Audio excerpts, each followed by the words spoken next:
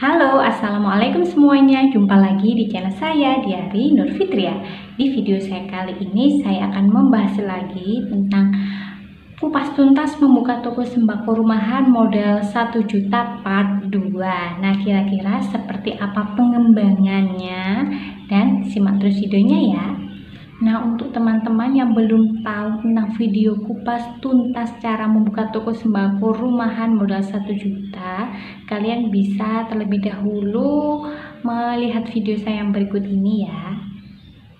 Nah, kalau kalian sudah melihat video yang satu ini, kalian bisa melanjutkan di part 2 yang ini. Jadi di video ini saya membahasnya itu adalah bagaimana cara pengembangannya selanjutnya setelah kita membuka toko sembako rumahan cuma modal 1 juta. Nah, lalu kita kembangkan lagi menjadi toko sembako rumahan tapi modalnya sudah berkembang, yaitu modalnya sudah lebih dari 1 juta. Kalau pas kita membuka toko sembako yang modal 1 juta mungkin itu modalnya sangat terbatas, tapi setelah lambat laun kita memutar modal tersebut pasti juga ada pengembangan. Nah, dengan cara pengembangan ini kita yang pertama lakukan adalah memilih produk yang cepat laku atau paling banyak dicari pembeli. Kayak misalnya gini ya teman-teman, di toko saya yang utama itu paling banyak dicari adalah beras dan gula. Nah, bagaimana caranya beras dan gula ini kita harus menyetoknya itu lebih banyak lagi. Jadi kalau yang pertama kali pada waktu kita buka dulu itu misalnya kita cuma beri beras setengah karung ya, setengah sak, bisa 15 atau 10 kilo. Nah, untuk yang selanjutnya kita harus mempunyai tujuan ya, mempunyai goal agar bagaimana caranya kita ini harus membeli atau menyetok barang ini lebih banyak. Kalau beras setengah sak ya harus kita stok 1 sak gitu ya, maksudnya kalau dulu setengah sak sekarang harus menyetok 1 sak atau bahkan lebih. Nah, begitupun juga gula. Kalau gula memang dulu misalnya cuma belinya 20 kilo karena memang nggak ada modalnya sangat terbatas. Nah, karena dengan perputaran modal, kita sudah ada modal, mungkin modalnya karena putarannya gula itu cepet ya kayak gitu. Jadi kita kumpulkan tuh uang gula, terus kemudian kita kembangkan lagi jadi harus beli 1 sak gitu. Mau nggak mau tuh harus kita paksa gitu ya supaya toko kita tuh lebih berkembang gitu. Jadi contoh nyata pada waktu dulu saya membuka toko usaha sembako itu saya tuh nggak bisa beli terigu yang bermacam-macam, kayak misalnya terigu segitiga biru, cakra, terigu biasa, kemudian terigu tapioka itu kan ada dua ya, saya ada 2 macam, yaitu ada rose brand sama matahari. Nah, itu saya belinya itu nggak bisa langsung semuanya variasi kayak gitu, jadi saya cuma belinya sedikit-sedikit gitu, beli di pasar ataupun di grosir swalayan menjual harga murah. Nah, ketika uang perputaran itu sudah ada tuh, saya paksa bagaimana caranya saya harus bisa beli 1 sak, dan alhamdulillah itu berjalan sampai sekarang. Bahkan saya bisa menyetok barang itu misalnya masih ada, nanti saya sudah beli lagi, jadi stoknya tuh masih bener-bener ada. Jadi kalau misalnya stoknya tinggal dikit, jadi saya tuh langsung cepet-cepet mengemasi gitu ya, biar stoknya tuh bener-bener nggak sampai habis kayak gitu. Nah, untuk teman-teman kalau ada waktu luang, kalau sudah ada budget ya untuk membeli gula 1 sak ya, kalian upayakan harus paksakan bisa beli. Setelah itu kalian kemasi, taruh di karungnya kayak gini. Jadi kalau stoknya sudah mulai menipis, baru nanti kalian display dikit demi sedikit kayak gitu. Gulanya harus penuh ya teman-teman, karena ini salah satu barang yang paling banyak dicari pembeli, jadi stoknya nggak boleh sampai kosong kayak gitu. Nah, kenapa sih kita perlu banget untuk memaksa agar barang yang cepat laku itu harus kita stok yang banyak? Karena pasti putarannya cepet dan pasti laku kayak gitu kan. Kita mikirnya kan kalau misalnya saya stok banyak, kira-kira nanti putaran saya cepet nggak ya? Ya pasti cepet, karena itu putarannya kan paling banyak dicari pembeli, paling cepet lakunya. Jadi ya pastinya tuh perputaran uang itu bakal cepet banget kayak gitu. Jadi untuk teman-teman yang modalnya dulu terbatas, kemudian ada pengembangan, kalian pilih-pilih tuh produk yang paling banyak dicari pembeli. Nah, kalian bisa stok yang paling banyak, stoknya harus ditingkatkan lagi. Nggak usah khawatir nanti laku, pasti laku, nanti cepat perputarannya kayak gitu. Jadi kita tuh maksa untuk beli produk itu lebih banyak agar toko saya, bukan toko saya, maksudnya toko kita semua itu bisa berkembang pesat gitu teman-teman. Yang kedua adalah caranya kita mengganti harga gitu. Jadi kalau pada saat dulu kita membuka toko sembako rumahan karena memang modalnya terbatas ya, cuma 1 juta.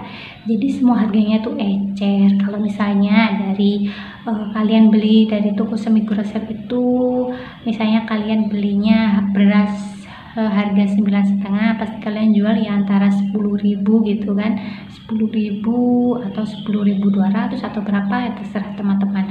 Nah karena sekarang sudah belinya sudah banyak, 1 sak, nah itu harganya kita harus ganti gitu. Misalnya berasnya cepat laku ya, kalian beli 1 sak kan, misalnya 1 sak itu kalian dapat potongan harga gitu. Biasanya kalau beli 1 sak memang dapat potongan harga, misalnya 9,5 jadi 9.000.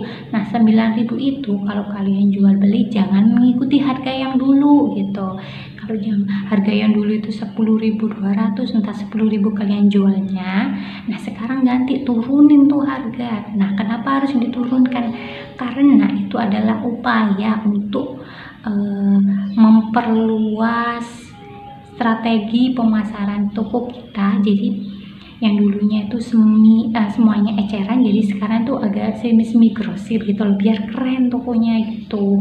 Jadi yang dulu kita menjualnya 10.000, entah 10.000 berapa ya, kita turunkan harganya ini jadi 9,5. Terus kita ketika ada pembelian datang kita omongkan, ini beras murah, harganya 9,5, kualitasnya tapi oke, kayak yang kemarin Serang gitu misalnya, seperti itu. Kok bisa tuh harganya sekarang turun? Iya karena saya belinya sekarang udah banyak gitu. Minta doanya ya biar toko saya lebih berkembang, lebih berkembang pesat lagi pokoknya ya. Yuk sekarang dibeli ya 9,5, mau berapa kilo kayak gitu. Jadi nanti tuh bakal dari mulut ke mulut tuh ngomong, berasnya sekarang murah loh tapi kolnya tetap yang kemarin gitu, kayak gitu teman-teman. Nah yang ketiga adalah menjual barang dengan harga eceran tapi karena lakunya lama kayak gitu.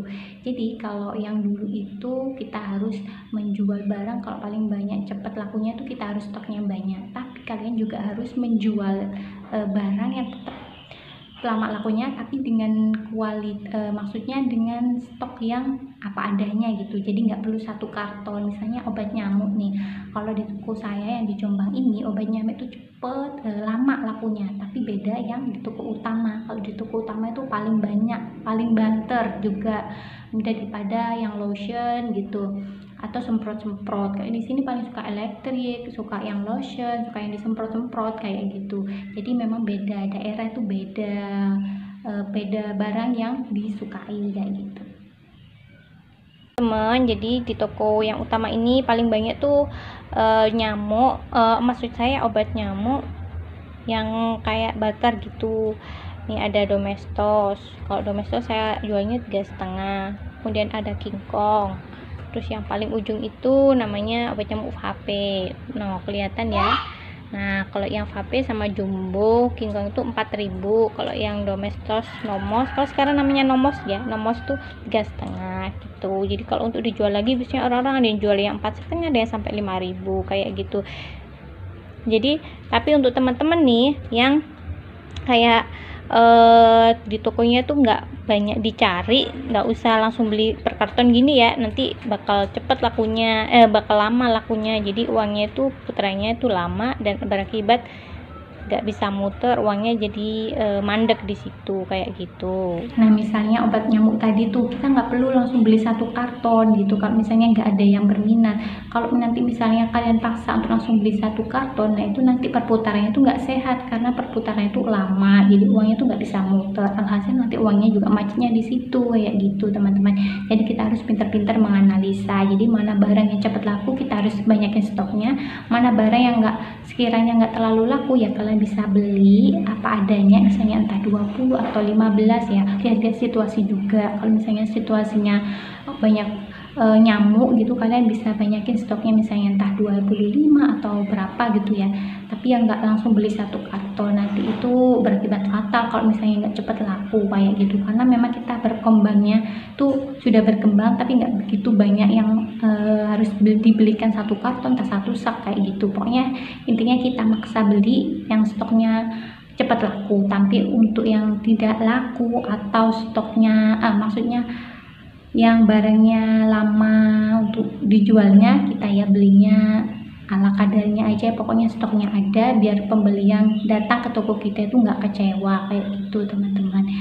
Nah, maksud saya nih teman-teman, barang yang lama lakunya kalian nggak perlu diturunkan harganya. Kalian tuh kan nggak beli langsung satu karton, jadi tetap harga eceran aja, nggak perlu dipaksa untuk menjadi harga yang semi grosir.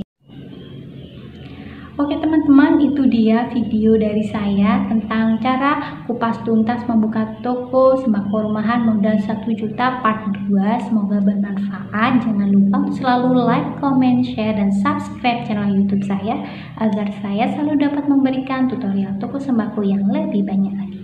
Sekian dari saya. Wassalamualaikum warahmatullahi wabarakatuh.